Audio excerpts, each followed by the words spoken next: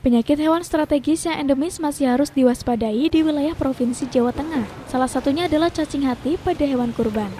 Oleh karena itu, dalam memilih hewan kurban, kesehatan menjadi salah satu faktor utama yang harus diperhatikan para pembeli demi mendapatkan ternak yang betul-betul baik kualitasnya.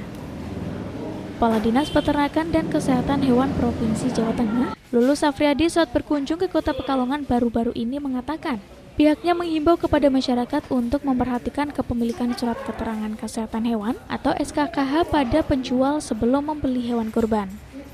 Dirinya juga mengingatkan hewan kurban adalah untuk ibadah, maka masyarakat yang akan membeli hewan kurban harus memilih yang betul-betul berbobot kualitasnya dan jangan hanya sekedar melihat fisiknya saja. Untuk itu, dengan mengecek SKKH maka dipastikan hewan kurban yang dipilih adalah yang sehat dan terhindar dari penyakit hewan. Saya himbau kepada masyarakat sohibul kurban bahwa di dalam memilih hewan kurban itu tanya penjualnya apakah dilengkapi dengan surat keterangan kesehatan hewan. Itu dulu nomor satu yang harus ditanya.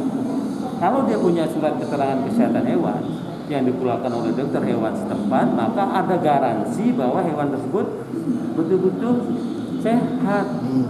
Karena jangan sewu, kita di Jawa Tengah masih ada beberapa penyakit hewan luar strategis yang bersifat endemis Jawa Tengah.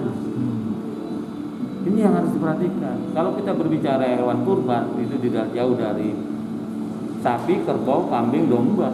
Maka kalau kita melihat itu, yang paling masih kita ketemukan adalah penyakit cacing hati.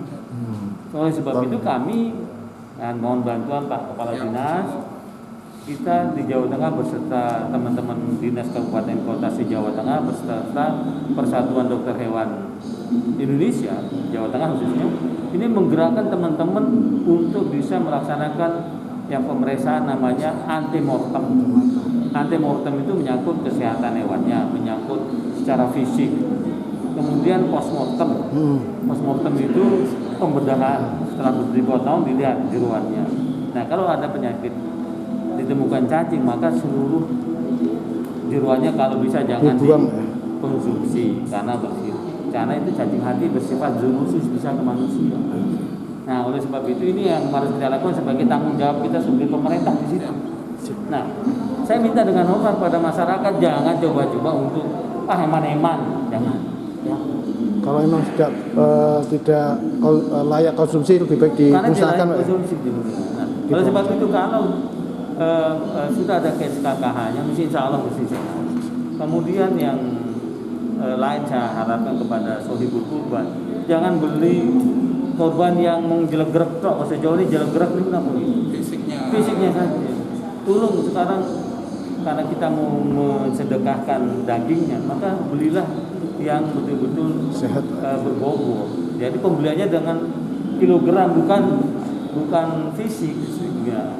Kemudian yang paling mudah di dalam tadi kita mencari ciri-ciri sehat tadi, dia dari bulunya, dari matanya, dari lubang-lubang umlah itu ada 7 mata, telinga, hidung, dubur, kemudian kelamin dan sebagainya. Kepala Dinas Peternakan dan Kesehatan Hewan Provinsi Jawa Tengah menghimbau masyarakat mengenai SKKH. Selain itu juga meminta agar OPD terkait di Jawa Tengah bisa bergerak melakukan pemeriksaan antemortem serta postmortem hewan kurban. Jika setelah dilakukan pemeriksaan postmortem atau pembedahan, ternyata hewan kurban itu mengandung cacing hati, dirinya mengingatkan masyarakat agar jangan sekali-kali nekat mengkonsumsinya, sebab cacing hati merupakan zoonosis yang bisa menular ke manusia. Romi Suharto, Batik TV, melaporkan.